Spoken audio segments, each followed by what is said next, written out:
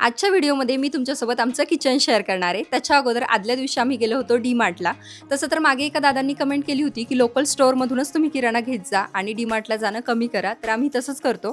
शक्यतो 3ऱ्या महिन्यामध्ये मी डी-मार्टला जात असते आणि 2 महिने मी लोकल स्टोअरमधूनच किराणा घेते. कमी जास्तीच्या काही गोष्टी असल्या तर डी-मार्टला चक्कर होतेच. तर चला आता मी तुमच्यासोबत ना माझं किचन शेअर करते. तसं तर मी लाँग व्हिडिओ ऑलरेडी अपलोड केला तुम्ही बघितला नसेल तर YouTubeवरती तुम्ही तो बघू शकता. इथले जे काही स्टोरेज युनिट आहे, कंटेनर्स आहेत किंवा बाकी जे डेकोरेटिव्ह पीसेस तुम्हाला दिसत आहेत ना, मी सगळ्याच्या लिंक्स या व्हिडिओमध्ये ॲड करते. सो तुम्ही मला कमेंटमध्ये लिंक टाईप करा, त्या सगळ्या लिंक्स तुम्हाला DMमध्ये येऊन जातील. आता ह्या किचनची साईज आहे 8x8. प्रत्येक गृहिणीचा जास्तीत जास्त वेळ हा किचनमध्ये जात असतो, त्याच्यामुळे ते नीटनेटकं आणि थोडं स्वच्छ असावं असं मला तरी वाटतं, जेणेकरून तिथे आपल्याला काम करायला सुद्धा छान वाटेल. आता माझ्या किचनमधल्या ज्या छोट्या मोठ्या गोष्टी आहेत ना, त्या प्रत्येक गोष्टी विचार करूनच घेतलेल्या आहेत. खूप गर्दी, खूप पसारा मला काही आवडत नाही. त्यामुळे मोजक्या गोष्टींनी मी माझं छान असं किचन सजवण्याचा प्रयत्न केलेला आहे किंवा अट्रॅक्टिव्ह ठेवण्याचा प्रयत्न केलेला आहे.